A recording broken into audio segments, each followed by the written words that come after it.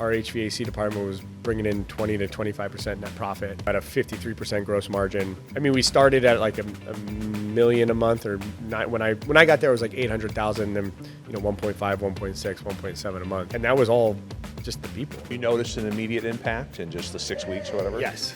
And Yes. what's the response been? There's no executive managers and there's no owners at the office right now. Mm-hmm. And we just broke a sales record for the company ever. That's awesome. None of us are there. I'm not checking in with the team. They're all flowing together and intertwining and working together. There was another story about a guy from Nepal that was working at 7-Eleven. Every time I went in there in the mornings, I was like, why are you so happy, dude? Yeah. This is too much, but I love it. And Yeah. so I offered him a job as an installer. Yeah. Came in, he was just a wild card. He just got it done and made it happen. And next thing you know, he was able to get his wife from Nepal over to the States. Yeah. Able to buy a house, have a kid, get his dream truck.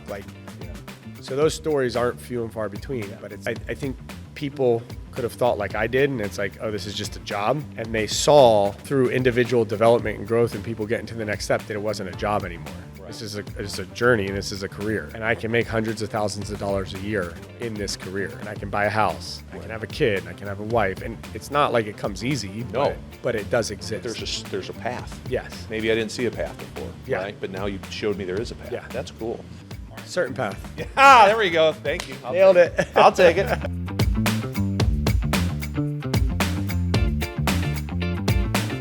Nick, thank you so much for being here today. Bob, my pleasure. For those who've not had the pleasure of meeting you, can you share with everyone your name, your company name, where you guys are located? So name's Nick Hartman. Company name's Ongaro Sons, and we're located in Petaluma, California. So that's north of San Francisco. So Marin, Sonoma County. Very good. Very good. Share everyone what's your role with them? My role currently with them is Chief Growth Officer. Yeah. So CGO. Yeah. I've been in that role for about a year now. Okay. Yeah. And that's unique. You don't hear that title, Chief Growth Officer. So Yeah. kind of share with everyone what are you responsible for? What's your kind of day-to-day like? So the over like the 30,000 foot view overall responsibility is growing the people. Of course, it's in the title. Growing the community, and then building like plans, growth plans for individuals. So anything that has to do with front end personal growth, sales, driving revenue, and then being completely involved in the community. So growing the company's image, growing what we do for the community, that all falls onto my plate. Yeah, I love it. That's neat. Yeah. That's kind of a fun role. Yeah. They found your talent. They're like, we're going to stick you. That's what you were good at. Yeah. Right? Yeah. They're very the owners. There's two of them. They're very in tune with the people. Yeah. So if they see someone that has a specific talent, maybe not on the right seat, Yeah. they kind of lean into it, or they pick me to lean into that and help them. So they saw that in me, and they kind of just slowly developed that role. I didn't even know what a CGO was. Right. I mean, I'm from the trades, so I don't. Right. I had never heard of it in the trades either. I've been around it 20-some years. I'm like, oh, that's cool. I got to ask Nick about this. Yeah. Well, anyways, I want to talk about your role. I want to talk about your philosophy on leadership. Yeah. I want to talk about the business, too, because Ongaro is doing great things. Let's see, what are you guys hoping to hit revenue-wise this year?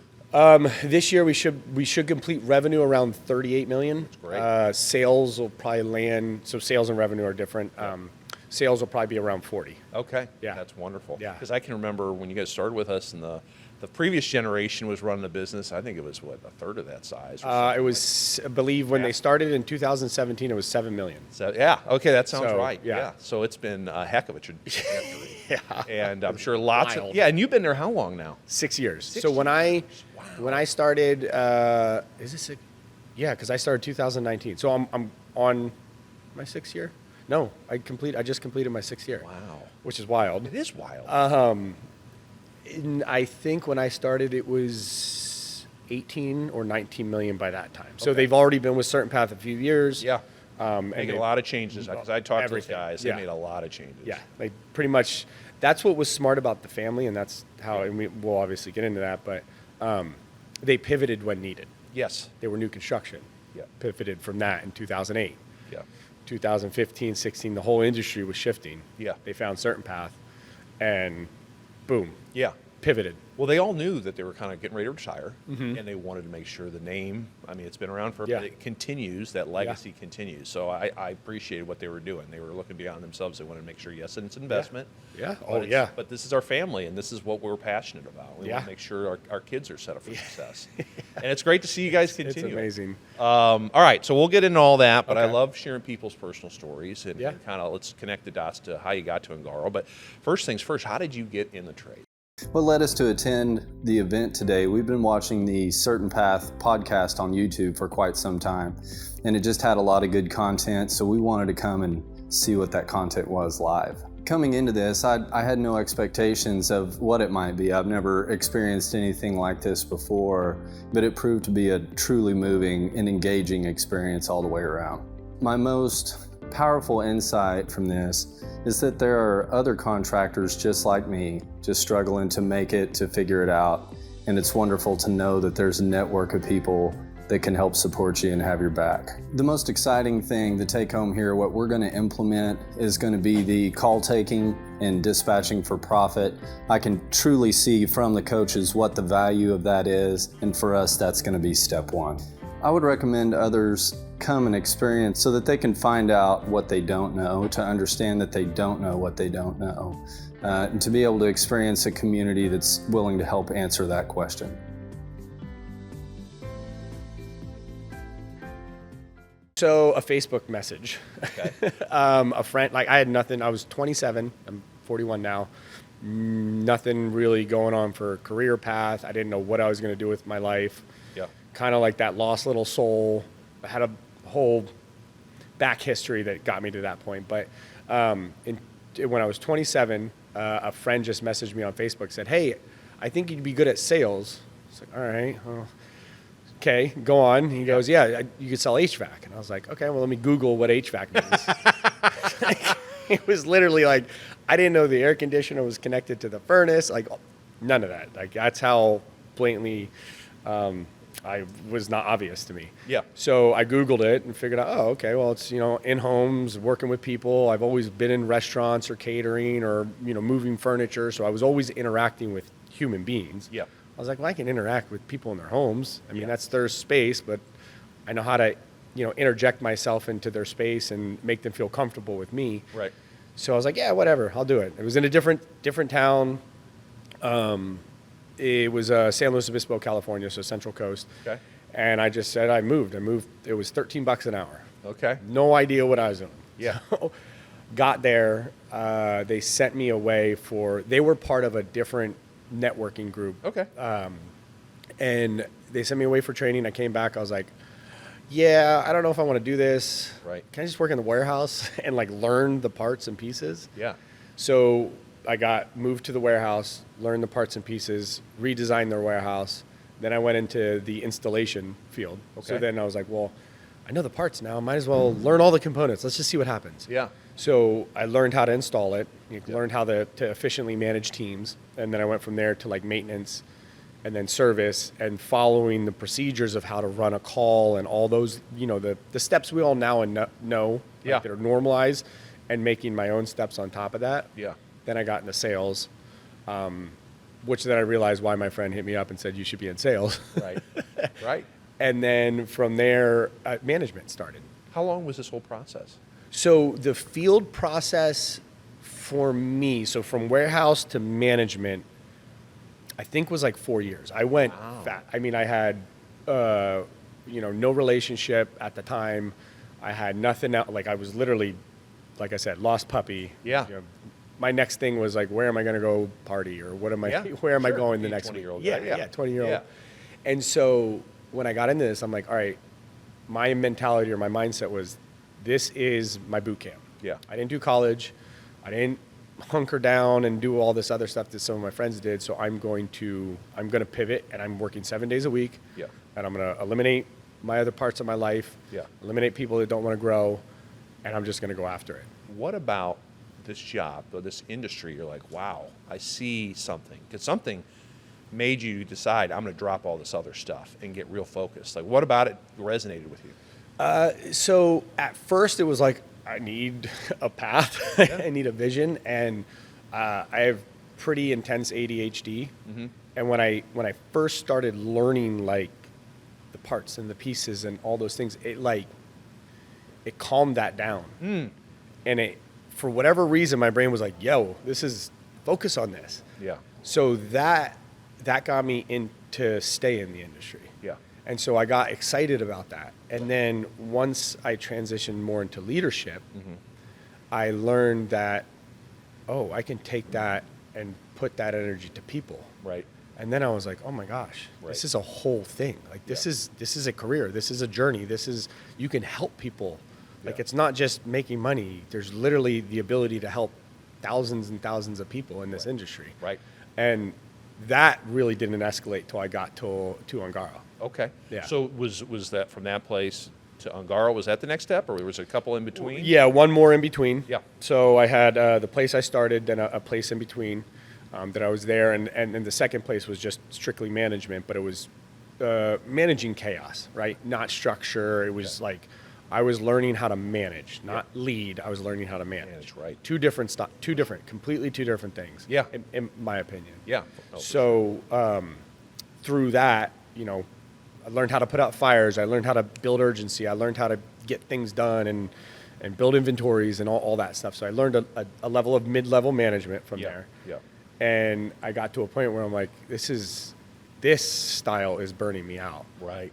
And at that time, my mom needed some help and stuff. So I pulled back and I resigned from that and just went back into sales for HVAC. So I still stayed in the industry, but I was like, I'm not managing.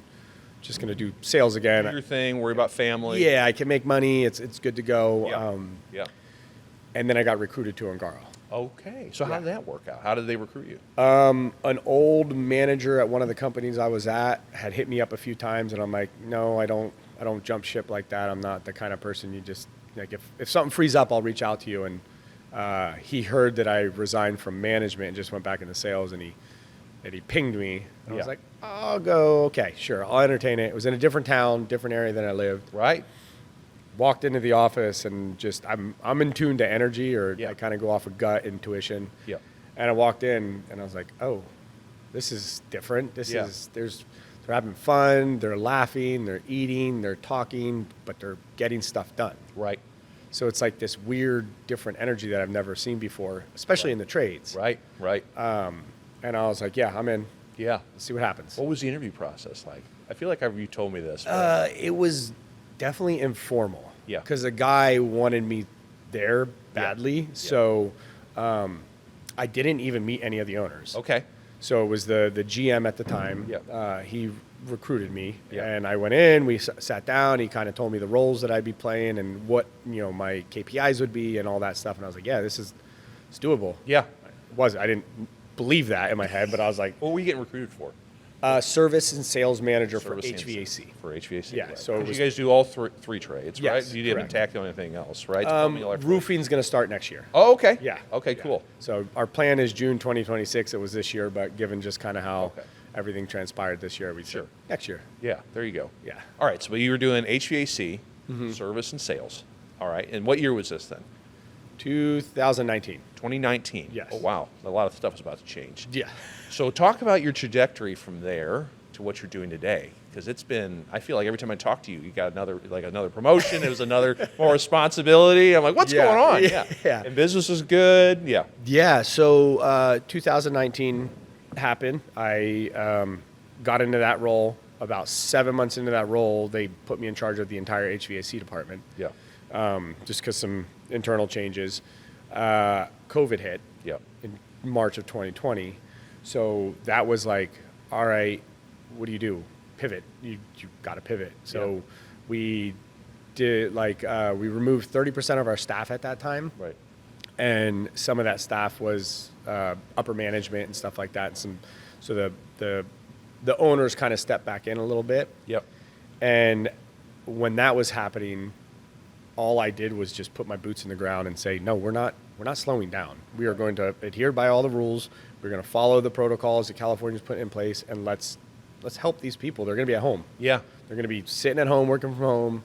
They're going to need air conditioning. They're going to need electrical stuff. Their plumbing's going to be used 4 times as much now. Right. So let's not do what everyone else is doing. Let's be geared up and ready. So we brought back 20% of the 30, because 10% of that was, you always look at restructuring Sure. as you can. Sure. And so from there, my journey went from service and sales manager, and by the end of 2020, I was the general manager of just the HVAC department. Right. So what I did then, I was like, well, I'm going to make the best HVAC department in California. Yeah. Let's make the best team, the best culture, the best vision, the best people development. I want to see everyone that's at the bottom become at the top, and I want to have new bottom employees. And I don't mean, kind of just on the org chart. Yeah, beginning. Yeah.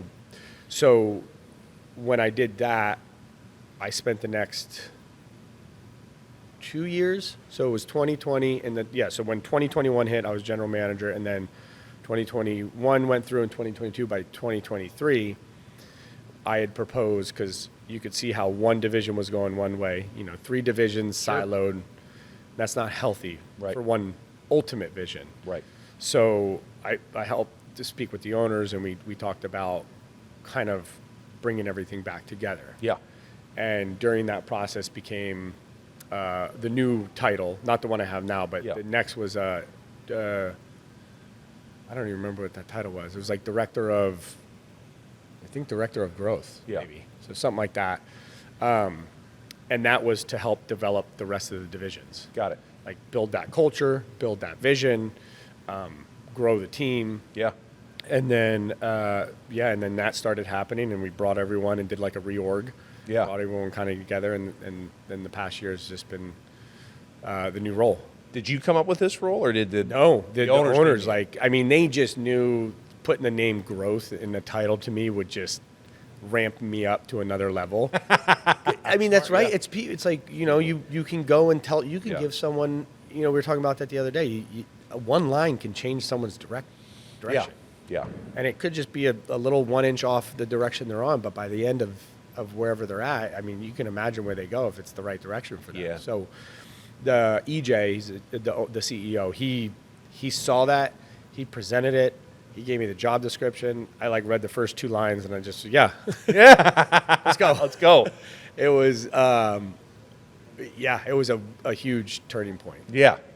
Give it to me all. Let's take my energy and let me give that to everyone else. Yeah. So I love it. I want to talk operation stuff in a minute, but I want to pursue this passion for people and leadership, because when I called you, I don't know, whatever time, you called me you missed my call, and you called me right back, and you go, I was cooking Philly cheesesteaks for everybody. And I'm like, what are you doing? So, but no, talk about that. So you cook for the team, we try to, you got to bring the East Coast to the West Coast. So, I'm originally from the East Coast, so I'm a little biased. So, I think the East Coast, they're good born there, cheesesteaks. good cheesesteaks. That's right. So I brought, I tried to bring that in and bring some fun to the team as often as possible, but it's easy because the other managers want to get involved, and we do it as often as we can. Yeah.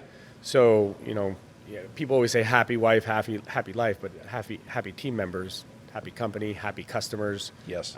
That goes in place of any other style of management, in my opinion. So when you take care of the individuals or the groups, especially when it's something like that where you're doing something physically for others, right? There's that, that reciprocation that people wanted. You know what? Hey, he's doing more than he's supposed to. Right. And I do that because I want to, and it's a passion of mine. But I do that knowing that if I'm always becoming better, and people physically see that, and I'm always, having that mindset of getting to the next level, right? Eventually, the people will do that. Yeah. It's impossible for not to. It could take time. It could take a year. It could take 2 years. Some people it could take a week. Yeah. But if you're just continuously raising that bar, you could say 1% better every day, or however you want to make that statement. Yeah. People will follow. Absolutely. If you're a good person. So go ahead. I'm sorry. No, I've just leaned into that. Yeah. I would have never thought that though before the Ongaro journey. Yeah. Because I didn't know that. Right. So prior to that journey I was honing my skills of management, operations, and all that stuff. Sure. Getting into Ongaro opened my eyes to a whole nother world. Yeah. And then coming to the Certain Path Expos, I was like, oh my gosh. Yeah. There are some people that make me look like a little dwarf over here, just trying to level up myself, but they're just at this other level. And you talk to them, and they start using this word leadership, right? And people, empowering your people, and all that stuff. And that, like, then you go to the next expo and the next one, and you're like, oh my god, and it just starts this snowball. Yeah. So you definitely lead with your heart. I think that's part of who you are, right? I mean, I just, I'm pretty good at reading energy. You're good at that. You can tell your head's in the right place, your heart's in the right place. You want to help. Yeah. But still, there's some intentionality that has to be done with doing things like this, right? And for people that maybe aren't naturally as outgoing or inclined to do things like this, that are looking for structure, like, how do you know, okay, we're doing cheesesteak day this day, or we're going to do this kind of outing? Like, how do you plan this out? Or is it just like a whim? Or how do you do that to foster that culture? Because there's some intentionality that comes with that, right? So I used to plan stuff. Yeah. And it does. So personal opinion, it starts with intentionality. Yeah. And that's by development of you as a human being. Right. You first. How are you going to help others? The old saying, put your oxygen mask on first in the airplane. Well, it's a saying every time you get on an airplane. Yeah. But it's like people forget that. Right. Nothing can be more true than that. So how am I going to help my wife, my kids, people at work, people that I meet at an expo, if I'm not at the best level? So intentionally taking care of myself. Yeah. Then intentionally taking care of others. Right. And building a gap of trust so you can communicate effectively. And then what I found from that is with the people that I interact with at work, they're comfortable to talk to me about almost anything. Yeah. And then through effective communication, the cheesesteak thing, someone says, Nick, when are you going to make cheesesteaks again? I'm like, oh, we'll figure it out. And then I'll just surprise them 2 days later. So listening to the requests. And sometimes people will go, yeah, we'll do it in the future. And then they just don't execute. Right. So people know and have learned that I'll execute. But that started with intentionality. Yeah. So you're right. You start with intention and you prove that you will do things and it will be done with heart and integrity. And we have our core values. So everything I do is focused around those. Yeah. And so when I make decisions based on that, others will see that. And so it's a process. Right. It's not overnight. It's not a light switch. It's like marketing. Marketing doesn't just automatically start marketing and you get all these calls and stuff. Yeah. But it's a process. Yeah, it's a process. But it's not just cheesesteaks. You do a lot of other stuff. Maybe kind of outline some of the things you do for your team to help them grow, not just professionally, but personally. Yeah. I mean, we do a lot of stuff for like helping people with finances and money management and things like that. Do you bring speakers in, or you just meet with them, or what do you do? We do like, we'll bring in speakers sometimes, but we have, I forget his name, Dave something. Dave Ramsey? Dave Ramsey, there you go. Oh, yeah. So we haven't had him come in, but we do his. One of their certified people. Yeah, one of the certified people come in, and we've done that a few times. Primarily, I focus on people's, I'm going to use the word mental health, but I use that lightly. Yeah. So like I do that by individual meetings. I do that by building growth plans. I do that by group meetings. I do that by being vulnerable. Yeah. So talking to the team and talking through things and sharing my life experiences and telling them how I got there. So I do that by being intentional. Yeah. And watching people and understanding where they are at in life. Yeah. Because people will, from my experience, like you'd be talking to someone and they might go, yeah, I've just been exhausted at home, and then just keep going on with the conversation. Yeah. And people usually just go along with that conversation. Right. I'll stop it and go, why are you exhausted? Yeah. And then you dig into something and you find out there's, the kids and they're not sleeping and this and then the friction or whatever it is. Yeah. And then I'll dig in and fix that. Yeah. So if I fix that and you're not tired anymore and home's happy, work's happy, customers are happy, company's happy. Right. So you're limited though. You can't fix a home situation, but you can coach them. It sounds coach like. them. Yeah. No, I never go in. Like, say, hey, I've had this happen to me. And you experience. Yeah, you share your own vulnerability. Yes. Yeah. So I get vulnerable, and then there's some planning. Like I can do plans, and we have an amazing HR team. Yeah. That helps with interjecting and helping with those things. Yeah. But a lot of what I do for the team outside of like the structured training, because we have weekly training and stuff like that, and we do a lot on mindset and positivity, and just breaking through those barriers of normalcy in a company. Yeah. Especially we got 131 employees now. Yeah. And so, you can't talk to 131 people Right. a week and help them directly. Yeah. So you have to somehow indirectly. And I found this past year in my new role, even more recently, because the beginning of the year was quite a bit, is if I can make our management team better leaders, Right. they'll be able to help me. Right. That'll free my time up to do more. Yeah. And spread my wings more and grow. They'll grow. The people will grow. And Yeah. you're not hiring more people to fix things. You're just growing the people you have, and they can handle more. Yeah. How are you pouring into your managers, helping them become better leaders? What does that look like? So we meet once a week. Okay. We do about an hour and a half training every week. Wow. And the training is more interactive. Okay. And this has actually been more recently this year, because all of our weekly meetings were KPIs and all these different things. Business. Yeah. And I was watching people, they're on their phones, and me too, I was on my phone too. Yeah. And, I remember it was like 2 months ago, one of the managers was on his phone. I'm like, hey, we're here talking. We got to pay attention. He's like, well, I got work to do. Oh, yeah. And in my mind, I'm like, and I out loud, I said, this is work. Yeah. But in their mind, it wasn't. Right. They were there because I said they had to be there. Right. They didn't want to be there. Right.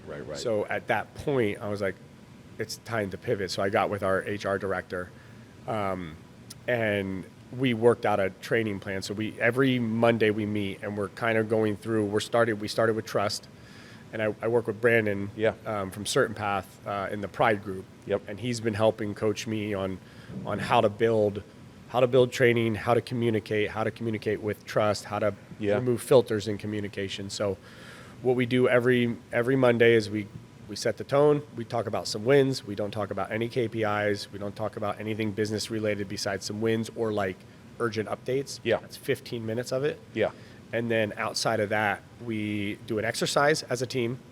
So like, where are you finding those? You Brandon work with you on building those, or where you find them online? Brandon, our HR team brings some up, and then just stuff I've done in the past. So like, I think we did it in one of your leadership classes where you have a picture, and you got to draw the picture by someone trying to talk to you. Oh yeah, shapes and all that. Sure. And you got to. So it's hilarious to watch people try and do that, but it's all on communication. Yeah. And then we do that to loosen it up, and then we'll go into the topic of, okay, today we are talking about communication. Yeah. And what I mean by that is not me coming to you and saying, let's get this done or do that. Yeah. But it's you feeling comfortable to come to me or any other manager and having a discussion. Yeah. And that discussion could be a raw discussion, and there could be friction, but we have to be able to trust each other. Yeah. To be able to have those conversations, because that's where growth comes from. For sure.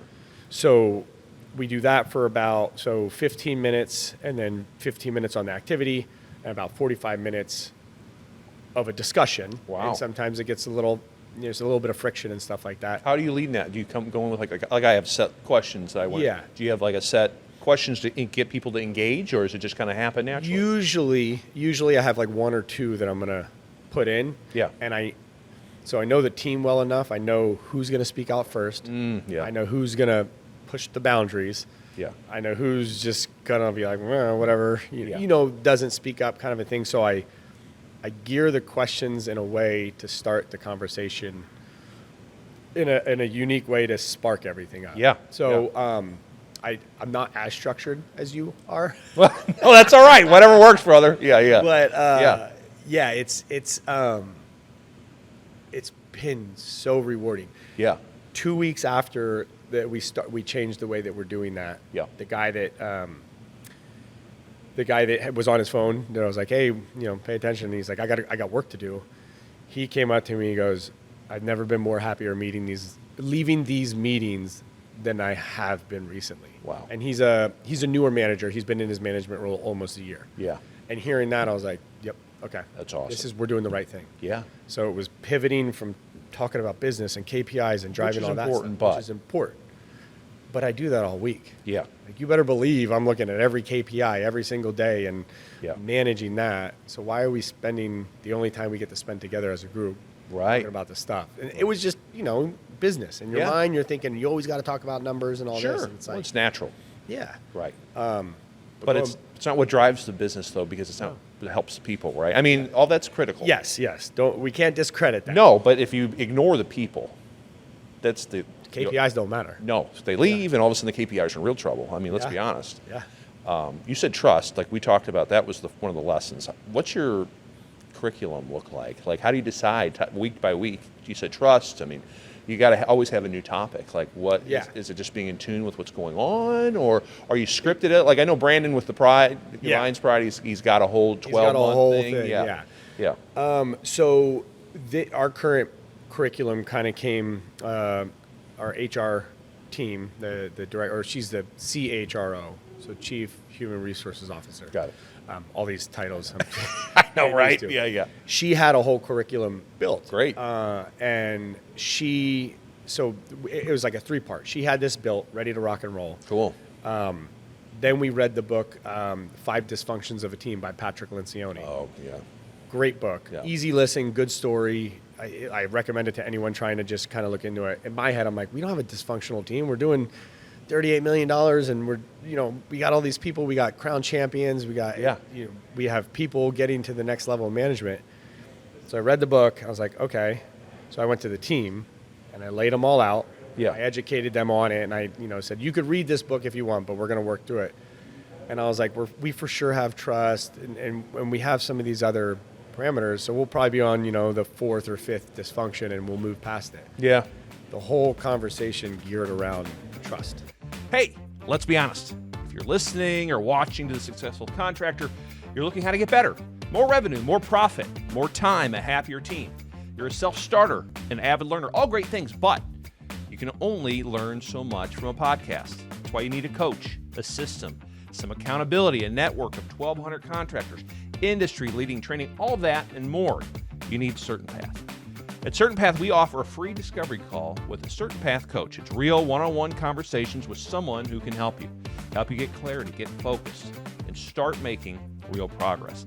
At Certain Path, since 1998, we've helped thousands of service business owners in HVAC, plumbing, electrical, roofing, build companies that run on systems, not stress. Businesses that grow fast and profitably, but also protect their time, their team, and their values. If you're working long hours, carrying all the pressure, or stuck at a ceiling, this call is for you. Our coaches have helped contractors go from $500,000 to $5 million, from $5 million to $20 million, and from $20 million to $100 million plus.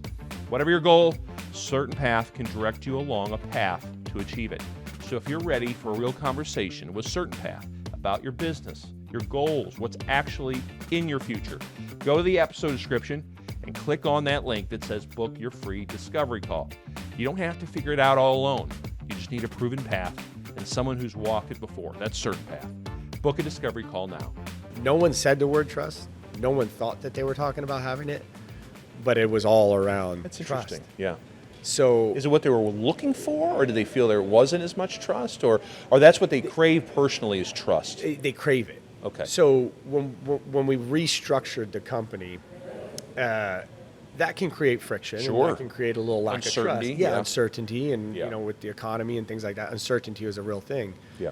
People think trust is like, I trust you to execute this procedure I need executed. Well, Yeah. that's good, but there's another level of trust too. Right. And that is like, I have enough trust in you, Bob, to have a conversation that may be uncomfortable, but I know because we both have the same vision, the same goals, the same culture, everything else, the end of that conversation will be positive. We might not agree on it, Right. but we'll both agree that it's the best decision for what we need to execute. Yeah. So like that level of trust. Yeah. We, not to say we didn't have that, but It needed to be nurtured. And it was on me too. Yes, it needed to be nurtured. And Yeah. part of that was on me. Yeah. As a leader, like I wasn't showing that, and I wasn't building that. So how could they have it? Right. So it was part structure, part the book, and then it was go to the team. Yeah. Let's see what they're craving. Yeah. They're not going to know it. Yeah. It's like we were just having a breakout, and one of the people we were talking to was like, yeah, just some of the guys just don't tell me that they need training. I'm like, well, maybe they don't trust you to tell you. Right. Or they're worried. Right. or they don't know that. Yeah, or they don't know it. They just don't know that they need, oh, there's training for this? Yeah. Or, oh, I can get on the hub and Right. on your guys' hub and there's a video I can watch. Like, Right. So, Right. So have all these sessions been trust-based then? Or just different takes on trust? Different takes of trust. Yeah. Communication so far. Got it. And then we use disc profile assessment. Yep. So communication around personalities. Mm-hmm. And then from there, we actually got this. I got this idea from another company that's part of Certain Path, but we kind of made it our own. Is each person we got together and we worked out, okay, Nick likes to be communicated this way. Mm-hmm. He does not like these things. Yeah. So if you come into Nick's personal space, you can trust that he will be attentive in all these things, but please don't do these. Yeah. And if You did this for every manager or every yeah. So I let that, we did it, we worked on it together, and then I let them build their own things. They all use like ChatGPT and made these funny little animes, and it turned into this whole fun activity. Yeah. And so if I go to Bob's office, I know that Bob likes things, structured, detailed. He's going to ask you some really, really good in-depth questions, so be ready for that. Yeah. And he has the time for you. Okay. He doesn't like BS. He doesn't like you shooting from the hip. Whatever. Just Right. So if I'm going to Bob's office, I'm ready for that. Yeah, that's good. I'm the mine. You're ready to communicate with me that way. Yeah.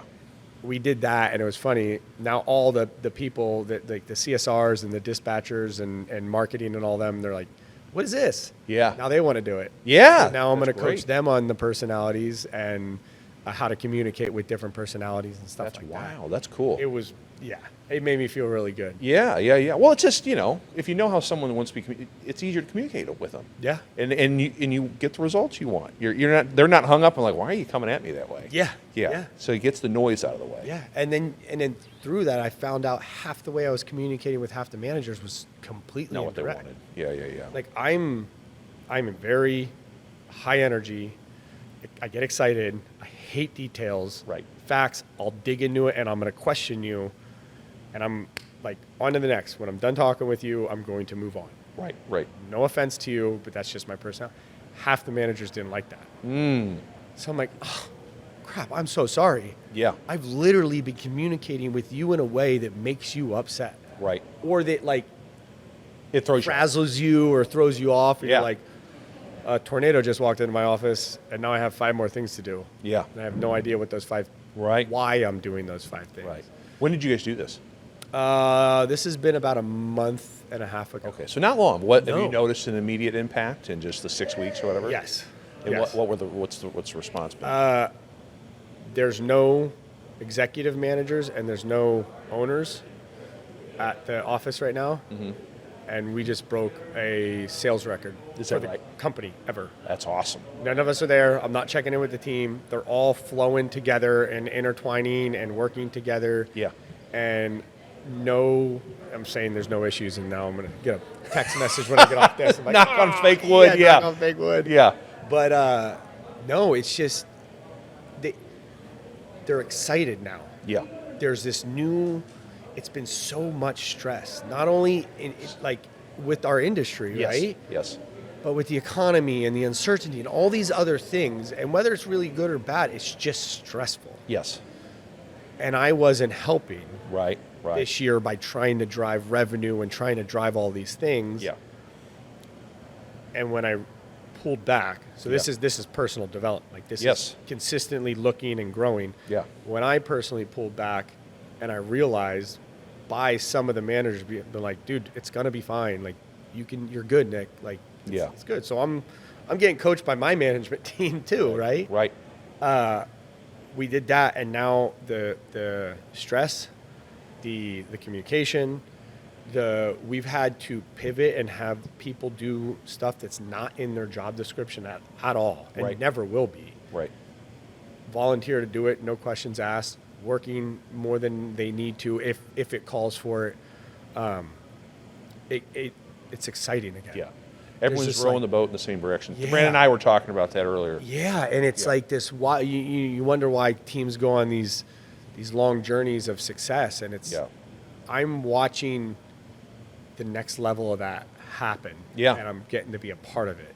That's cool. And man, does that fire me up. Yeah, yeah, for sure. It makes me emotional, excited. Yeah. All the things. Yeah. And so yeah, I'm excited for it. I'm very excited to see what Q4 and 2026 has to offer, because we were just talking about this in a breakout once again. They're like, how many people do you need to get your new goals and all these things, right? Yep. You got a structure, you got a plan. And I was writing down, I'm like, I don't need any more people. I could grow 20% with the people I have. Yeah. They're just growing the people. Yeah. I can grow people 20% Yeah. if they want to. If they want to. And I'm growing. Right. So if I lead by example. Yes. I know it sounds so simple to say, but if you do that and people follow you, oh man, it is wild to see what people can do. Right. It is incredible. All right, so we've talked about this trust thing, these programs you're doing, the DISC thing. You mentioned earlier a growth plan. You'd work with people on growth plans. Yeah. I'm intrigued by that. What will you do? How do you identify people you're going to work with on growth plans? I mean, you're working with managers, but it sounds like you're willing to do it with techs or some in the call center, right? So how do you identify someone? Do they come to you, like, I want to work on this, or you go to them, and then what does the growth plan look like? So a little bit of both. Yeah. Like, I say hi to everyone I pass by for the Yeah. most part, unless I have like time constraints on something. So if I pinpoint something that person said that I feel like meant more than it did, like I was saying earlier, I'll circle back to them, and I'll go after that. People know I have an open door policy, and if they trust me enough, they'll come to me. And then another thing I do, so we have this, it's called Bamboo HR. It structures all of our employees. Okay. So every day I go on there and I see if we have work anniversaries that day or birthdays. Okay. If we have work anniversaries or birthdays, I personally either text, phone call, or if I see the person, go to them and say, hey, I'll pinpoint some things they've done in the past year, or I'll wish them a happy birthday, let them know if they need anything. So, for example, if there's a guy named John, and John's been here 3 years, and in the last year he was promoted to install manager, or not manager, install lead on HVAC or something. Yeah. And I go, congratulations on that. Thanks for coaching your new team member. Like, you have been nothing but great for the team. I've heard these few things, because I'm at this level now where people don't think I'm paying attention. Right. So if I pinpoint on these, I remember that customer that you got these raving reviews and they email me directly. Yeah. So I touch on those, and then I personalize it. Yeah. And then I just, in those messages, I say, I'm always here if you need me for anything. And out of that has come additional conversations. People come in. And I'm not one that needs like recognition, or every once in a while, a nice attaboy is good. But the amount of stuff I've gotten back from those people in those text messages. Yeah. I know this kind of veering a little off. No, that's all right. The whole point of this. Have been so inspiring to me, because they're like, I can't thank you enough, Nick, for X, Y, and Z. Yeah. And I didn't even know they knew that I helped with that. Right. Because I don't tell people when I'm doing certain things. Sure. And that to me is like, oh my God, like that's a real thing. Like, they think that way. And then that makes me want to dig in more and say, okay, how can I help you more? So those are multiple different ways that you identify it. Yes, I identify it. Or managers will come to me like, hey, this person wants to be a salesperson, but they don't have the skills. What do we do? Right. Then I'll call them in, and then we'll put plans in place. Okay. And what those... So, go ahead. Yeah, the plans look like is, okay, let's do from a maintenance technician to a salesperson's role in any division. Yeah. Maintenance techs, say they're performing at a high level in that role, but they need technical training. Sure. They need some. So what I'll do is I'll build with the service manager, 10 categories where they need to perfect, and from there they'll become a service technician. And then with that, I'll add in some certain path training, service essentials or things like that they'll have to do. And so I'll build that structure. So, okay, to become a service technician, you have the KPIs and maintenance. Yeah. Here's the technical stuff you need to know. Here's the communication stuff you need to know. Then you're a service technician. Yeah. Then here's the KPIs you need. Here's the additional training you need. Yeah. And I want to see these things happen in this role. I don't want you saying you need more of this or more of that. You are a service tech. You can perform these. Yeah. If you do these and you're consistent, I'll give them a timeline, or not even a timeline. I'll say like they're consistent for 3 months or they're consistent for a half a year. Yeah. Then we'll let them apply for a role when it opens up. Okay. So it's structured with training, with personal development. Yeah. Very detailed. Yeah. So I had one guy that, and I have to finish building the plan, but he came to me and he's like, I want to be the best airflow, indoor air quality expert known to man. Yeah. And so I was like, all right, well, what do you know? Yeah. So we sat there for an hour and a half to find out what he didn't know. And I gave him like a little bit of education, and then we started building a plan. Yeah. To get him there. How long are some of these plans? Probably multiple years. Oh, yeah. Right? Yeah. Yeah. You can have, 6 months, 1 year. It really turns out to be up to them. Yeah. Good point. Because, like I look at my trajectory. Yeah.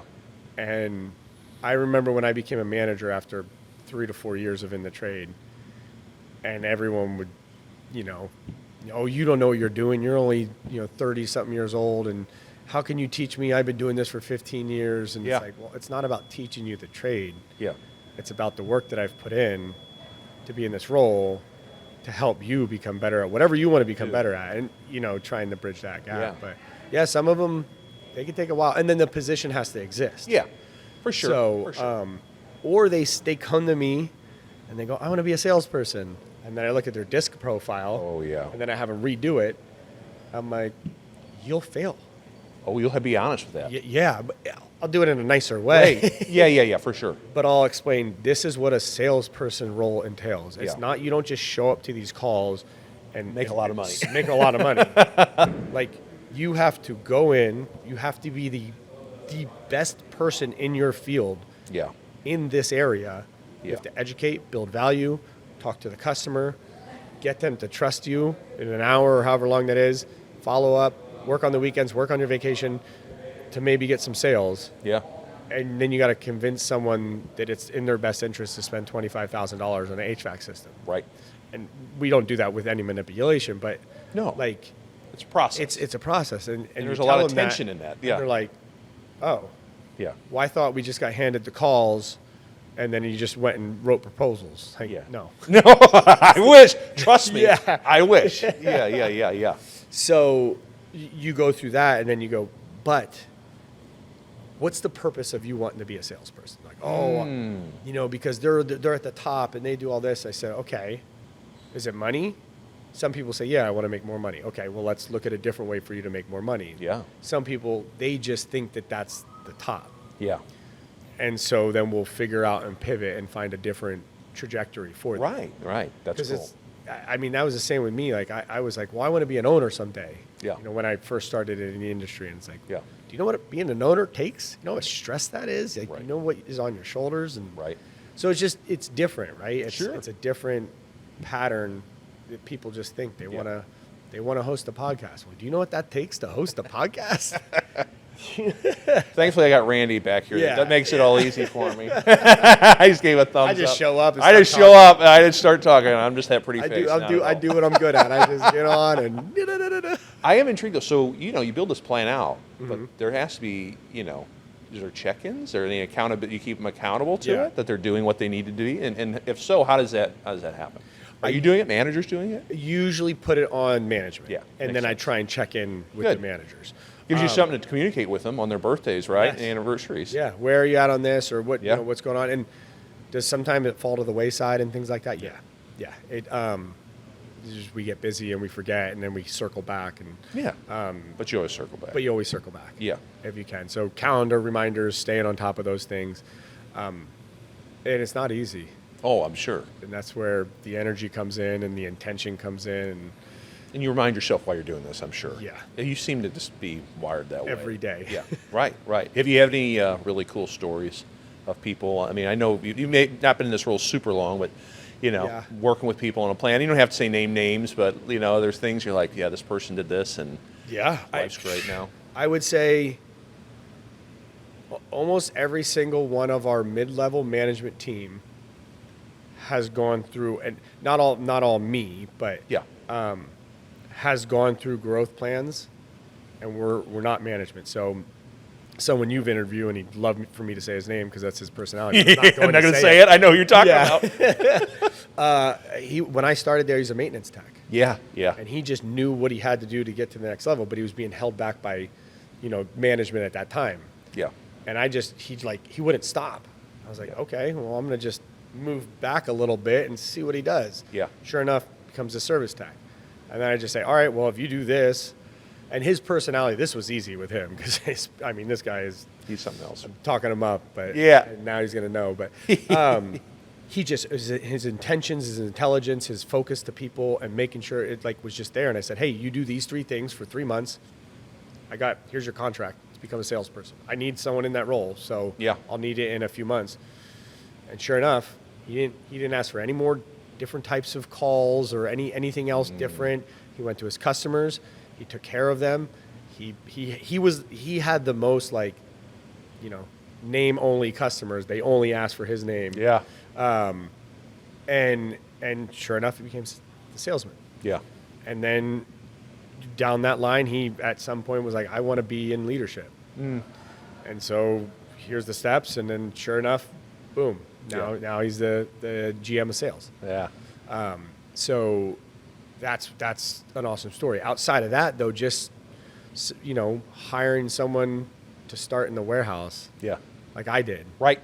And just working hard consistently. Right. Never complaining. And you're like, dude, this is going to open up. I promise you. Just be ready. Just always be ready. Yeah. And then sure enough, they become an install helper. Yeah. And then next thing you know, we hired a guy. And we don't always build for people to stay either. Sure. If it's the pattern to leave, you leave. But hired a guy from Mod Pizza, which is like a Chipotle of pizzas. Yeah. And he came in. He was an install helper within a year and a half. So in California, you don't have to have you have to have your EPA, right? But you don't have to have a certain amount of years to become like a journeyman or anything in HVAC. Right. Within like a year and a half, he was trained in the lead.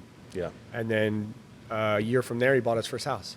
Wow. And then I think 6 months after that, he joined the union. Okay. So he had a house, he got married, he's getting a kid. You left him in a better place. Yeah. He was at Mod Pizza. Yeah. There was another story about a guy from Nepal that was working at 7-Eleven. And every time I went in there in the mornings, I was like, why are you so happy, dude? Yeah. This is too much, but I love it. Yeah. And so I offered him a job as an installer. Yeah. Came in, and he's just a wild card. He just got it done and made it happen. And, next thing you know, he was able to get his wife from Nepal over to the States. Yeah. Able to buy a house. Wow. Kid, his dream truck. Yeah. So those stories aren't few and far between. Yeah. But it's buying a house in your part of the world. I'm like, that's awesome. Yeah. That's incredible. And that fuels your fire, I'm sure. Oh gosh. Yeah. Oh my goodness. Because in our industry, my perception of the trades, and this is not to be rude or anything. I was like, oh, this is my last resort. When I got that email, I was like, okay, HVAC, I'll just, I don't know what I'm doing. Right. So my perceptions wasn't a career. Right. My perception was not leadership development. My perception was not, I actually get to help human beings. Right. Whether it's in a home with a crying widow that can't afford an HVAC system, right, and I offer to do it for free, or it's a person at work that's losing their house because they can't pay rent because something happened and they had, and I can help that. Yeah. That's freaking wild. Yeah. And that all has to do with the trades. Yeah. It touches every part of people's lives. And I wish I could scream that and people could understand that it literally is changing lives. Yeah. And once I realized that, it was endless. Yes. I have unlimited energy source. Yeah. I can tell every time I love it. I'm jealous of it. It's great. But you found your happy spot. Yes. But you don't stop though, but it's great. But you've got to pour in yourself. And you talked about that. You got to be your best self to be the best version for other people. Yeah. And I know your part. You mentioned Brandon's program, the Lions Pride. I wanted to bring that up just to see what your experience has been. First of all, let people know what is it for you, so people that have no idea. There's a lot of people watch this from outside the organization. As they should. Yeah. So well, thank you. Share with them what the program is first and foremost. Yeah. So. As you develop as a person, there's personal development, there's physical, mental, everything in between. Yeah. The pride, what my perception of the pride is it Brandon leads you on a journey for a year. Mm-hmm. That journey is to create a better version of you and whatever that looks like to you and what he sees in you. Yeah. And I mean, Brandon, for those who don't know him, if you get to meet him, lucky you, but he just knows how to like ask that 7-layer dip question. Like, yes. Hey, how you doing today? I'm doing pretty good. Why just good? Yeah. Oh, well, this and it. Well, what are you going to do about that? Like but he just finds out that purpose that's driving you, and he leans into it. Yeah. So it's like it's a leadership program, but it's not like, in my opinion, how it's transforming for me is like, how do I build my story, right? And my it's very why? Customized. Yes, and I want to help as many people as I can understand that the trades are a good career path, and also the people in the trades, I can help them because there's a lot of things that happen within the people in the trades too. Yes, it's hard work. Yeah. So he is like formulating a journey for me, right, as we go, right. And I mean, I take stuff that I'm learning from him and I bring it to my team, and then I see my team change, and I see them do it to their team. I mean, the amount of quotes I have in my phone from our meetings is like, I mean, I could just use all these quotes and I'll just sound like a genius from now on. I'll just keep regurgitating everything he said. But he probably doesn't even remember half of them he says because they're specific to him and I. So it's like this. And then outside of your one-on-ones, you meet with a group of ours is 4 people that are all trying to do the same exact thing. Right. All different ages, different levels in life, different company sizes, different backgrounds. And so we'll work together to try and create another trajectory. And then we meet up. We're meeting up in a few weeks, so we all meet on site. And I think the first one's going to be on communication. Okay. So a full workshop on that. Yeah. And I think the group I'm in is like 2 or 3 meetups. Yeah. So it's leadership training, but focused and specific to the individual. Yeah. Yeah. How's the group part of it been?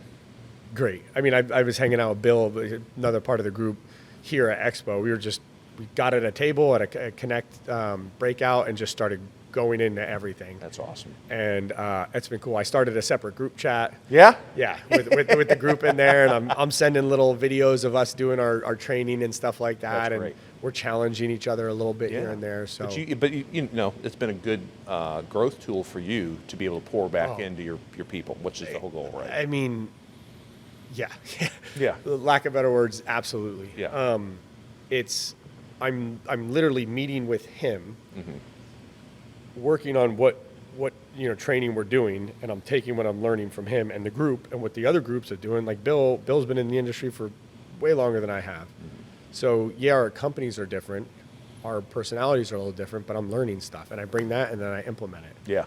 And it's just like, that's the power of Certain Path. Yeah, it's the cool part. It's wild. Especially if you use it, right? Yeah, well, yeah. I mean, I know, there's some people like, but it's just like anything. They dip their toe in, other people just jump in. Yeah. And it works. Yeah. We've done a lot of great talking about leadership and development, but, that's the people side and development, but there's also the business side, right? Because those opportunities don't open up unless the business grows, right? Or maybe someone leaves, but we don't hope that happens, but, got to grow the business. So with you, when you came in your role, like I want to kind of look back a little bit. You stepped in, originally it was HVAC service and sales. Like what were some things that you did to really put you on that trajectory to be the GM, right? So what were some things you noticed that needed to be implemented in the business? Structure, taking what you guys have, all the step-by-step training, sales process, and service essentials and all that stuff, and implementing that, training on it, holding people accountable. So training. How often were you trained? Back then, it was a few days a week. Yeah, because it was all newish still. Okay. Yeah, so it was constant ride-alongs, getting in the field with the team. We didn't have all the AI automated products where you don't think you need ride-alongs. And even if you have those products, you need ride-alongs. Yes, I agree, yeah. And it also keeps you in touch with how the customers are. Right. Because customers change over time. Sure. New homeowners, new age group, so That's forth a good and so point. on. So Right. it's not only for you and the team member to build but it's you and the customer to create connections. Right. So lots of sales training, lots of operational training, procedurals. Yeah. Putting things in place that create a structure internally and externally. Yeah. So whether it was using Service Titans a different way or building a check sheet so we don't miss certain things on the proposals or Right. the maintenance or anything like that. Right.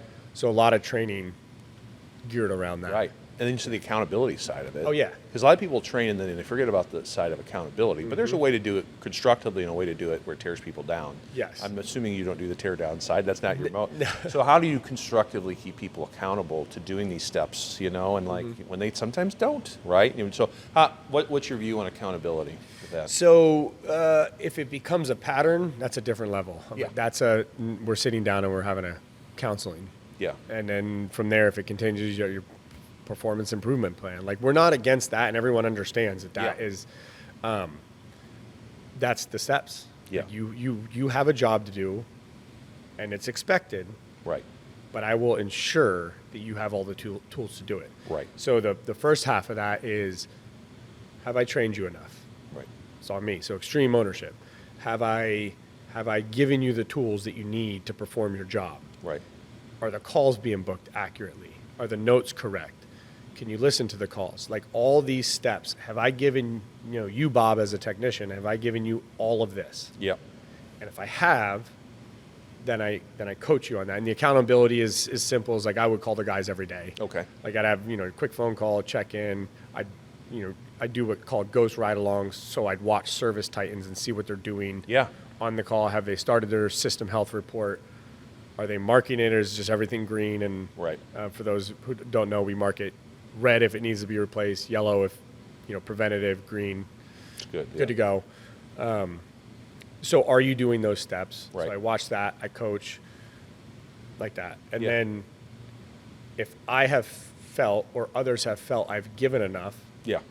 to them, enough tools, Right. enough training, enough of my time and energy, and it's still not being done, or they're not holding themselves accountable, because there's a self-accountability Sure. level to it, then we'll sit down and have a conversation. Yeah. And that's an informal, but that conversation usually does one of two things. You find out something's going on in their life, Right. and that's affecting their performance, you help that, or they just needed a little bit more coaching, Yeah.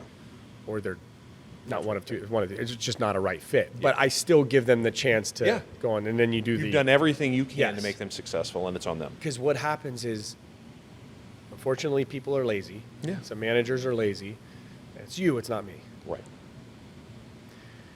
Always on the manager. Head coaches usually get fired first. Right. That's true. Right. Yeah. So you got to look at yourself. And if you don't understand how to do that, Right. how are you going to hold the team accountable? If you're not holding yourself accountable, how the heck's the team going to think they should? Yeah. And you have, I'm sure, that conversation, like, we are going to hold you accountable to this. Yeah. They know it. It's not a surprise. Yeah.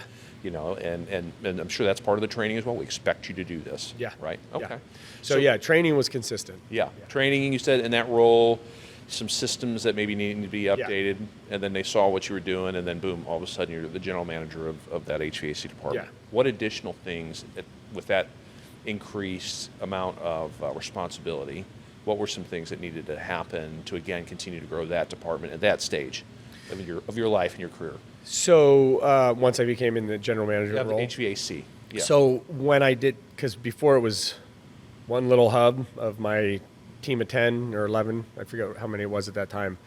Then now it was the whole department. So I was able to. So now you're coaching the coaches. Yeah. Yeah. And it was, I still did, I was the GM and I was the sales manager too, kind of, for HVAC because of the size. And then I had a service manager, operations manager, and then I had like department heads and project managers and then the field staff. So Right. instead of only being, confined to 10 people, not that I didn't talk and help with others, Sure. but when that role is introduced, Yeah. then it's like, oh, okay, so his guidance and his direction is what we're going to do. Yeah. So when the role switched, it was more on training on vision, culture. How do we become the best together? Interdepartmental conversations, so like installers to service and mending the group together as one unit. Right. And as that came to fruition, that continued. I mean, our HVAC department was bringing in 20 to 25% net profit. Wow. At a 53% gross margin. And That's incredible. And then, we started at like a million a month, or not. When I got there, it was like 800,000, then 1.5, 1.6, 1.7 a month. Yeah. And that was all just the people. Yeah. We don't have more staff. Right. But you were still doing the same training? Still doing the same training. The service manager was more in charge of the technical training. Yeah. So we did a lot more technical training. But I did more training on like personal development. So you think it was just maybe people, they saw more, maybe there's more intentional and day-to-day in their jobs, and they took it more seriously because they believed in everyone around them? Yes. And they wanted to be part of the team versus like, I'm not going to, maybe I'll just blow off this call because I'm tired or whatever. Yeah. Is that what it is?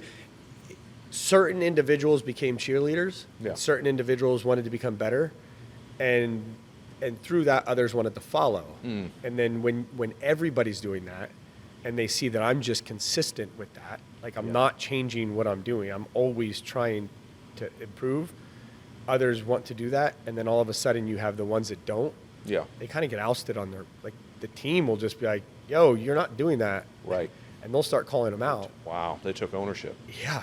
And Yeah. it was like a self-selection. So it was, you put the processes in, you put the training in place, you did everything they needed to be successful, and then you know the wheels, right? And it's just breathing into them with those other things, and that just lit the fire. Yeah. That was the training, was the kindling, and that was the match. Yeah. Was the vision, and pouring the belief that hey, we're in this together, and that was a special sauce. That was it. Interesting. Yeah. Very interesting. Okay, so So- they saw what you were doing. Yeah. Anything else? No, I mean, that was a big thing.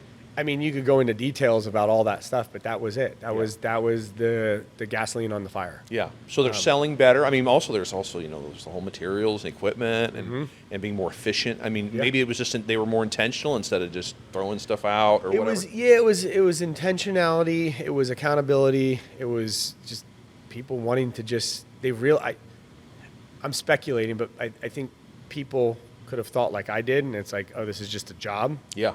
And they saw through individual development and growth and people getting to the next step that it wasn't a job anymore. Right. This is a journey, and this is a career. Right. And I can make hundreds of thousands of dollars a year Right. in this career. Yeah. And I can buy a house.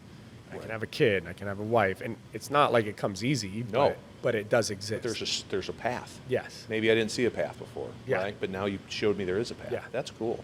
All right. Certain path. Yeah. There we go. Thank you. I'll Nailed take it. I'll take it. All right. So here you make this. You're making all these changes, and this growth is happening in HVAC, and suddenly they go, "Hey, Nick, we want you to work with all the other departments," right? So what did that look like? Because here comes this HVAC guy, who's outgoing, right? And what do you know about plumbing? What do you know about electrical? So how did you? I mean, maybe I'm sure they see you around the office. Yeah. But I mean, it was. and your ascent is quick. Like this is all happening fast. Yes. So how did you get them on your side and for them to listen to you? Hey, sorry to interrupt, Bob here. Quick question. Would you like a slice of the $10 million Certain Path helps contractors put back into their pockets every year? I talk to contractors all the time. Customers are spending less. Margins are shrinking. So how do you protect your profits? You buy better. At Certain Path, we give you access to all sorts of things. World-class coaching, training for every single role in your company, the largest home services community in the industry, over 1,200 members, and most importantly, 120 vendor partners you already use, equipment, financing, marketing, so much more. We negotiate exclusive discounts and rebates, over 10 million in rebates alone, and it grows every single year. So if you want to compete with private equity, you have to buy like private equity, and that's where we come in. The best part, savings and rebates can more than cover your membership. Everything else is icing on the cake. Want in? Click a link in the description. Book your free discovery call with one of our coaches and my friends, Mike or Will. One conversation could save you tens of thousands of dollars every year. Now, let's get back to the show. That was a lot. Yeah. And it wasn't because they didn't like me or know that I had a good personality or anything like that. I think there was just... It's a trust thing. It was a trust thing. Yeah. It was a trust thing. He's stepping on toes. He's got all this energy. And it's not, I'm not saying these things negatively towards anyone at our company or anywhere else, but it was just like, that's what I felt. Right. And I was like, I felt, and I'm going to use this statement, stepping on eggshells. Yeah. And then it's funny because our our office manager the other day was like, I feel like I'm walking on eggshells all the time. I was like, yeah, but eggshells are meant to be broken, so walk away. Yeah. Yeah. But I didn't know that. Like, I didn't think that way. So I felt like I was tippy-toeing around. Right. And I didn't know how to build that trust at that time in my career. Right. So that was hard. So that was something you fixed later on, it sounds like. Yes. Right. Yeah. Through restructuring and finding the right people for the right seats, and that took time. Yeah. And then getting them to believe in the company is really actually doing what we want to do to stay in business another 90 years. Yeah. Like, we're not just doing this because it's what we want to do. Like, no, we don't want to uphold everything and make this whole long process of restructure happen. Right. But when you do that, it creates friction. That friction. It's change. And they don't know you yet. Yeah. Right. Why is he telling me what to do, or why is and so I had to learn a new way to balance that. Right. Personally. Sure. So it was more of a personal development thing during that process. And once I figured out some of that, and that was through people telling me. Yeah. And that trust was built, that was able to create less friction. Yeah. Which created growth, and it was a beautiful thing to watch. Yeah. But you know, just like with HVAC, you made a lot of process change. I think you did the same in plumbing, and I think electrical you for sure did, right? Yeah. In terms of the model that you guys ran. Correct. Could you kind of educate people on what you guys did and what, how you changed those departments? Yeah, so in HVAC, it was more of this service install model. So meaning, we had a maintenance team, a service team, a sales team. When they sold work, they weren't necessarily installing it themselves. We had service installers that did parts, because the goal is like have the right people in the right seats. And some people don't want to go sell things in homes or communicate with customers. Sure. Not even sell stuff. So they're service installers. Right. You got people that build value in the company, maintenance and sales and all that. And then we had installers. Right. Where plumbing was kind of, they sold and installed most of themselves. They had an install department because we do sewers and drain lines and stuff like that. And they had some salespeople, but they didn't do the turning process and verification process, and same with electrical. Right. So when we got involved, we slowly tweaked that to where every division has service installers, sales and service team, and then an installation department. So if a big job sells, it gets turned over to the installation department. Right. So, and they take it and they handle it and they project manage it and they get it installed, they collect the revenue and everything like that. It allows your best communicators that enjoy that to do that. Yeah. And the guys that just want to do the wrench and love the trade, they get to do that. Yeah. How did you figure out, I guess it was just knowing you, probably just conversing with these people, what they wanted, or was it talking to the manager, like Joe's better at this, Sam is better at that? Like, how did you decide, what part of the bus people were getting on, right? Personality assessment was one. Management, talk with the management. Yeah. But also you got to remember, and it depends on who you have in management, but the management's perception is going to be their reality, whether it's true or not. Yeah. So you have to say, okay, well, manager A, your perception of Joe over here is A, B, and C. He doesn't do paperwork. He can't communicate with customers, but he's good at running maintenances. Yeah. Okay, well, have you talked to that person about that? Have you gave them the training that they're supposed to? Right. Once again, going back to that whole, you're setting that structure. Yeah. So there's that, but then the people. Right. Talk to them. Just go talk to them. Yeah. Say, hey, we're doing this. These are the positions that are available. What do you think? Right. And why? Right. And then you make a decision based on all those things. All those things. Yeah. The training part, though, this is a different model. I'm sure those managers, too, that's new to them. So were you leading some of those trainings early on? You don't have I'm sure you know enough about the trade to talk about it, right? Yeah. But I'm like, were you doing that to kind of show them how the handoff works and how to explain to customers why you do it that way? All that stuff. Yeah. By the time we started, so yes, I did some of it, but it was more with the management team and let them coach in a way. But then we have the person I will not name. Once he got into his role of sales manager, he now, because he trains all teams. Okay. So because he is, I was good at all that stuff, he is great Yeah. And so put the person that's great, right, in Yeah. that spot. So he hyper focuses on specifically communication and sales training with the entire team. So how to shut the doors in the sales hallway, how to overcome objections before they're objections, Right. how to read customers' personality profiles. Like all that stuff came from me coaching. Yeah. And then also him educating himself at a higher level. Yeah. And so he does all that, and Right. then each of the service managers train technically and communication around the technical stuff. Yeah. And then anytime I get involved in training, it's more now with the management. But back when we were doing all that The big shifting, change, the yeah. big changes. But when we were doing all that shifting, it was getting involved with each division. Yeah. And then I think electrical went from like $100,000 a month to $500,000 a month or something like that. Yeah, they skyrocketed. Yeah. It's exciting. They had a guy this month. We do solar too, so it not when it went to 500, but what I'm about to say has some solar sales involved. Yeah. He just sold $1 million in September, and the What? month's not over. Yeah. In electrical. Really? Yeah. Whoa. Yeah. How much of that was solar? About half. Still $500,000. He sold $500,000 in electrical in a month. Yeah. Wow. Yeah. That's wild. I mean, I think he's been here a year.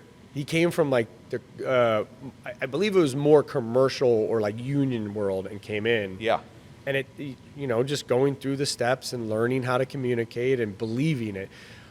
When did he come to the expo last year? I don't think he did.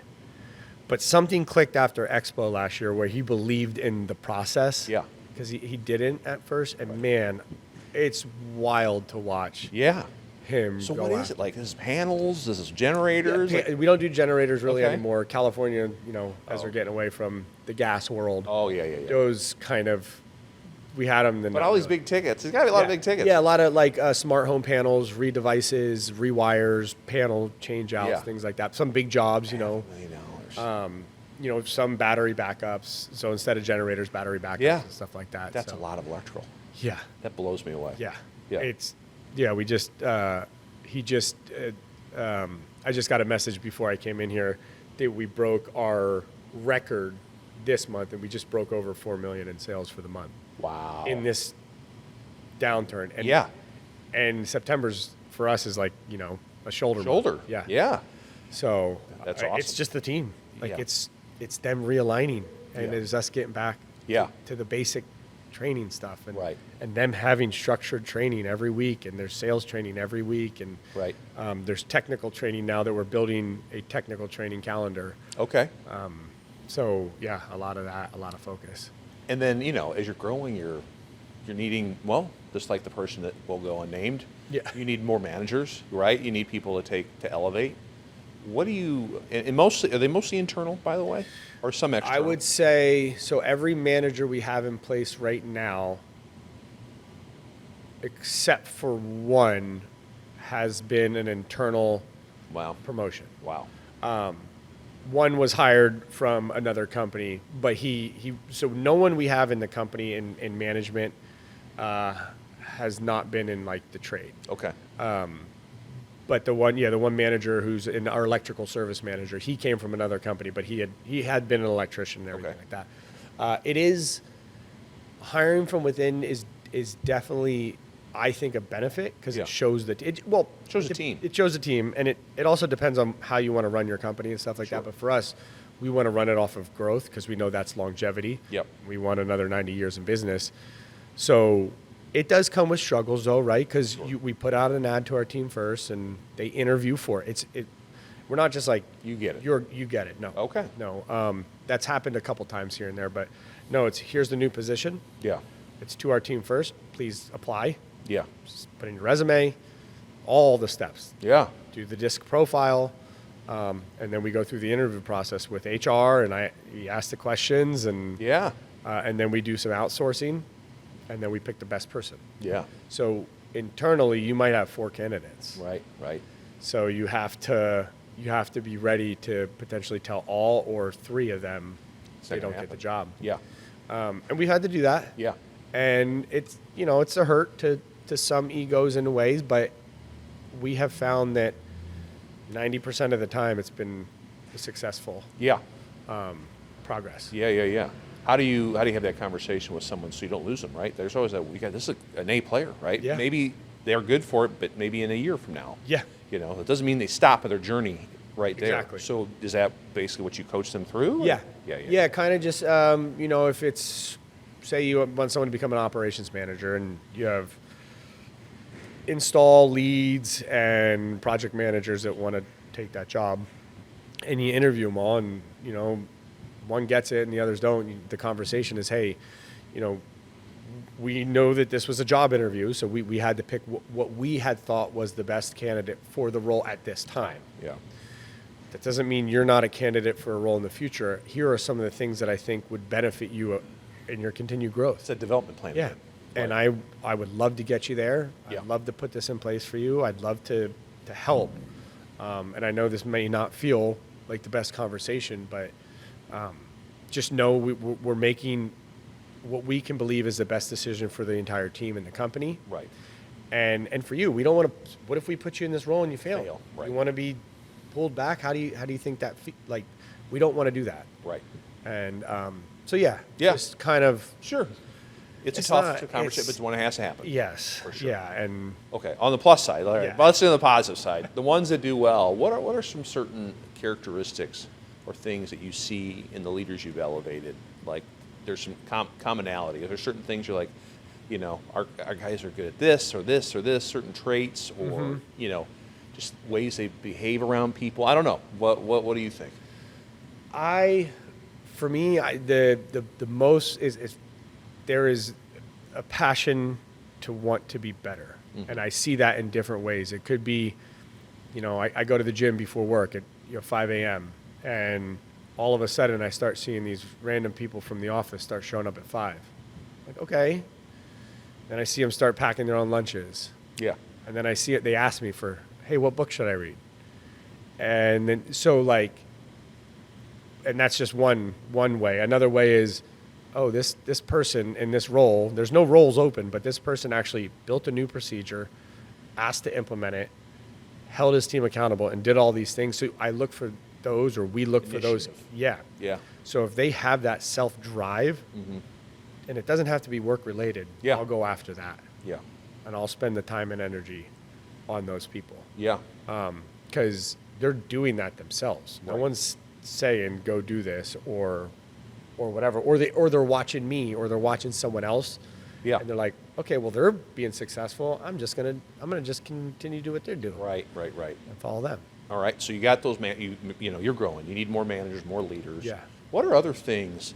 You're hitting good profit margin numbers. Is it anything else operationally that needed to change? How about, I don't know, call center? I don't know, anything. You put it in the training processes. You're breathing into people, and now plumbing and electrical. Anything else that you can think of that we did this and it really helped the company grow and grow profitably?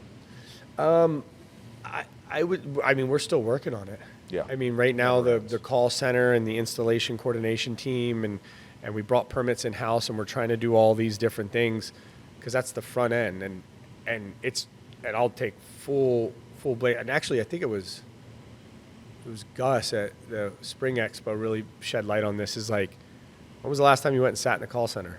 Right. When was the last time you helped someone dispatch? Yeah. So hyper focusing on them, the front end. Yeah. That's currently what's happening right now. Okay. Yeah. So let's dig in. So we talked earlier.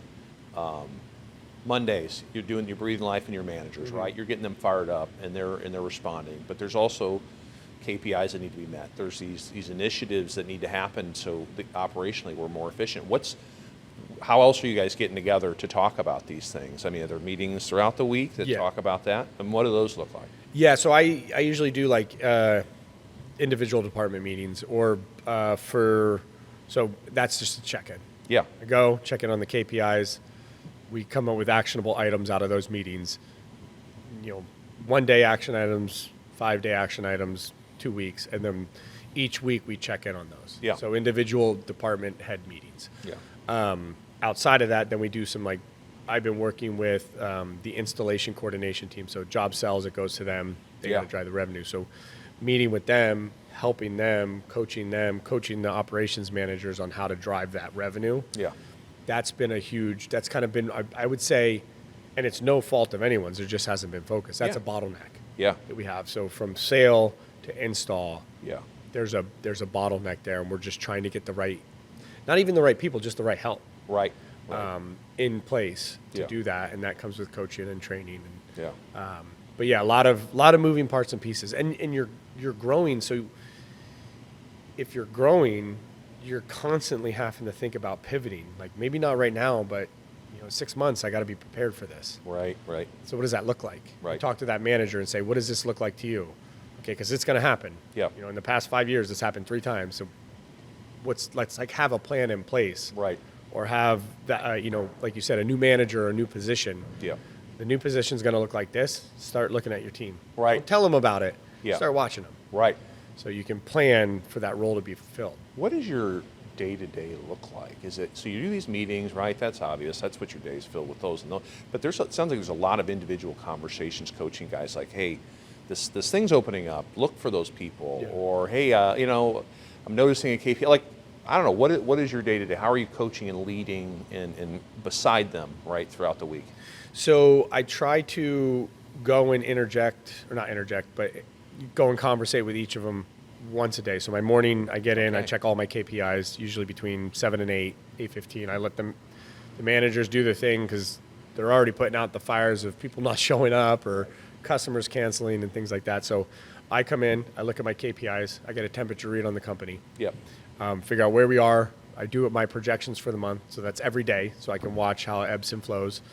I just double check my emails. I reaffirm everything on my calendar, making sure that everything is going to happen that day, and then I go and get a temperature check on all the managers. Got it. Where's their mental state at? They stressed? They excited? What are they working on? Yeah. And then give them a little bit of guidance on any of that. And if someone needs more attention, they get my attention, period. Yeah. So I'll go to, 6 managers, and out of the 6, 1 is like, oh man, this happened last night. And, whatever, they go into something. Right. I'll coach him. I'm just sitting right there. Yeah. You're mine now. We're talking. Right. Or, hey, sounds like you're busy. Let's meet at 1 o'clock. Yeah. And I'll put something in place. Okay. But usually from those meetings, some actionable items come out of that. And if any of them I need to execute or help on, that's part of my day. Yeah. The rest of it, I pull back, and it's kind of, meet with the owners and talk about that business structure or planning. Right. And then just work on some stuff myself. Yeah. It's like whether it's a self-development thing or a meeting with Brandon or, another business coach or something like that. Yeah. So a little bit of that. But if not, it's just going back to the team in the afternoon and checking on them. Yeah. There's always stuff, though. There's always something. From that morning from 7 to 9:30, with already my 3 meetings probably planned throughout the day, something comes up and my day is full. How much are you doing of coaching and leading and helping people versus driving revenue? What do you think? What's the breakdown? Because you talk a lot about coaching and leading people, getting through, and then they become a better version of themselves, so they perform better, right?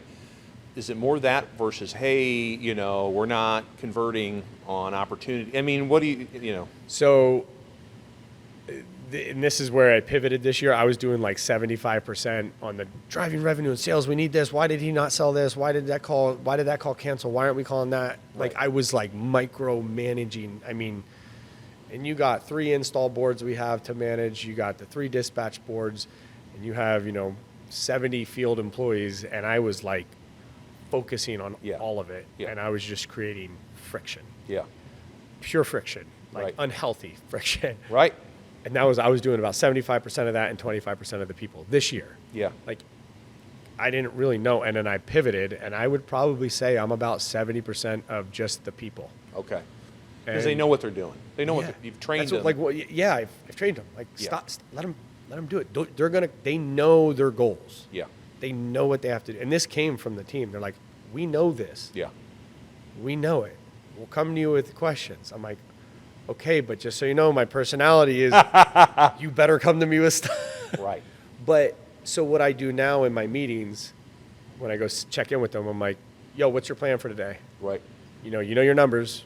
How are we going to get there? Yeah. And then they'll give me their little snippets, and then I'll just talk to them and get them some guidance. But yeah, it was because you'd think like, oh, I got to drive the revenue and all that. But it's like if you have the management team. I mean, I know there's people that are going to listen to this that don't have the management team and they got to do all of it. Yeah. And they feel like they're spread thin and they're not working on the people. No, but yeah.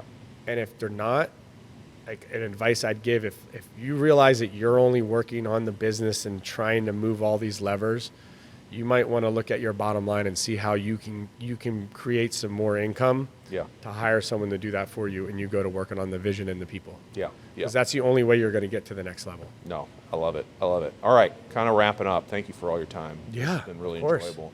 What is the vision for Ongaro the next 5, 10, 90 years? What do you guys, where you?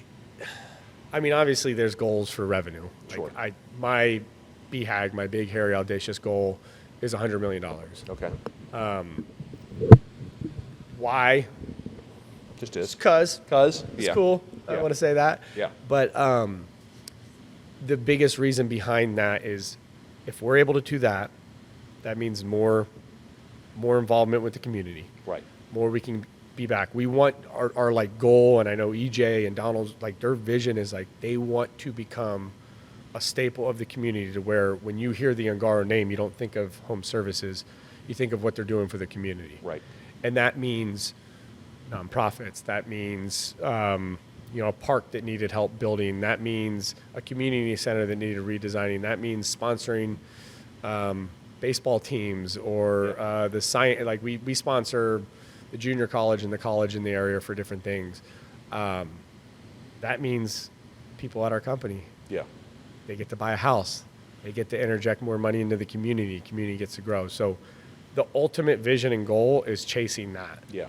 And we want to do that with, providing quality service backed by integrity Yeah. and commitment to excellence. Yeah. And those are our core values. And sounds like you guys communicate this to the team. Like they know what you're.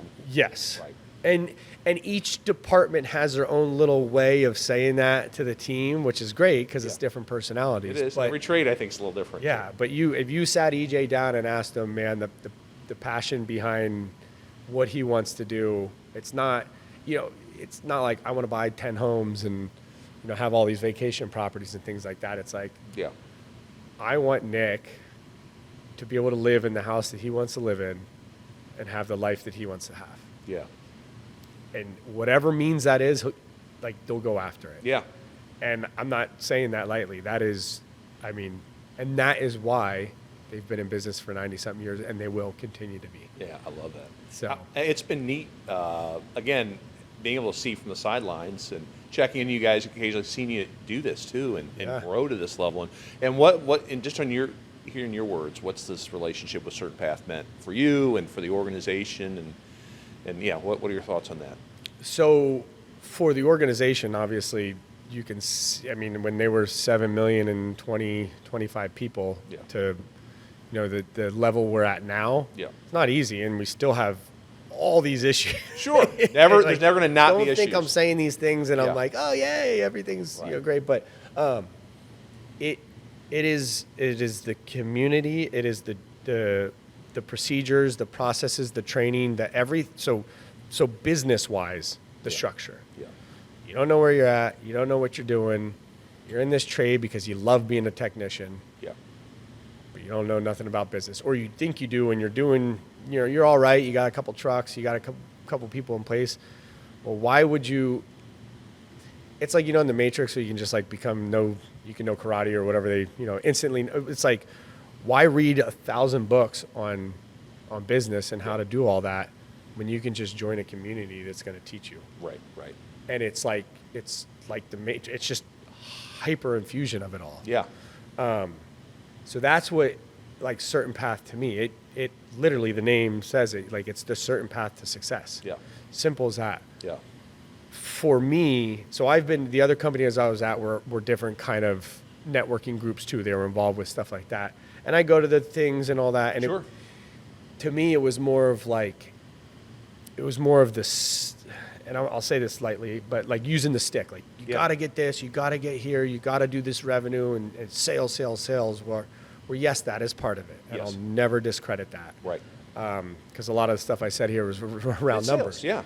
But the focus here is the growing the people too.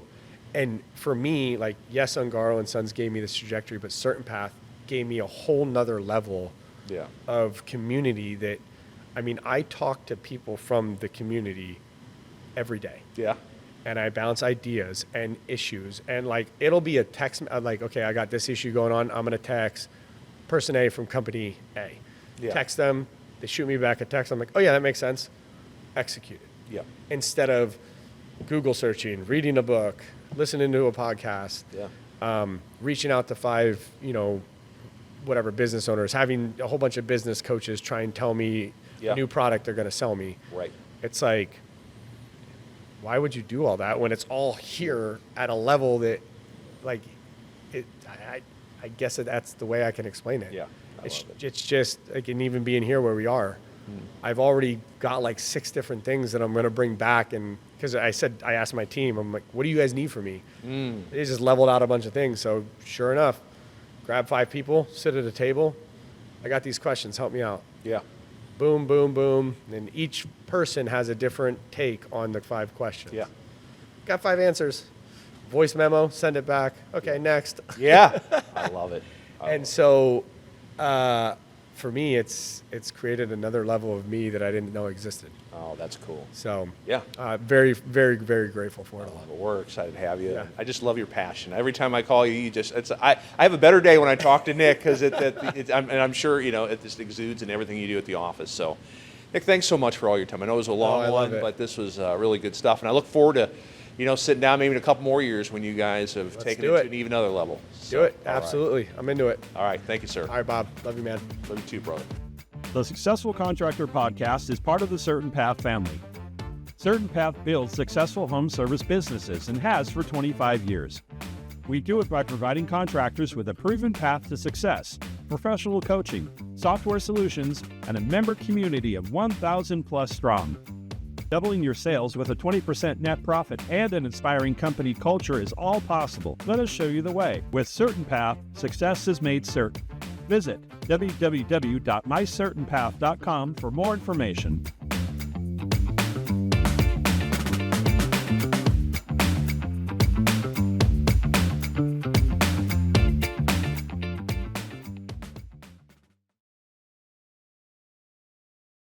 What led us to attend the event today, we've been watching the Certain Path podcast on YouTube for quite some time, and it just had a lot of good content, so we wanted to come and see what that content was live. Coming into this, I had no expectations of what it might be. I've never experienced anything like this before, but it proved to be a truly moving and engaging experience all the way around. My most powerful insight from this is that there are other contractors just like me, just struggling to make it, to figure it out. And it's wonderful to know that there's a network of people that can help support you and have your back. The most exciting thing to take home here, what we're going to implement is going to be the call taking and dispatching for profit. I can truly see from the coaches what the value of that is, and for us, that's going to be step 1. I would recommend others come and experience so that they can find out what they don't know, to understand that they don't know what they don't know, and to be able to experience a community that's willing to help answer that question.